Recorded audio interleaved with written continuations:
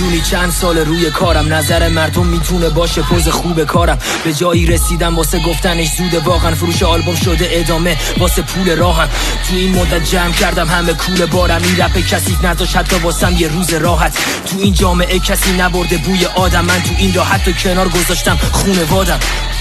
سخت میگذره اینجا من اسیرم، قرمز انگار وضعیت، من دارم چشم بصیرت. آینده این رپو میبینم پس کردم وصیت که هیچ چیزی تو قبل جز میکروفون نشه نصیبم. نصیحت نیست من مسیحم، مسیرم روشن وسیعم، یه آدم بزرگ تو این رپ پوچ و بی اصلیت. تو این مملکت رپ خوندن جرم، ساختم تو این جنگل کلبه تا نشم زیر دندون این گرگا. من یه لقمه میخونم واسه هر قشری، بعضی وقتا توی شعرها باید سرکشیم. چیزایی مینویسم که اینجا جا درکشتی، ما جامازیم که تو بدنمون جای ترکش نی.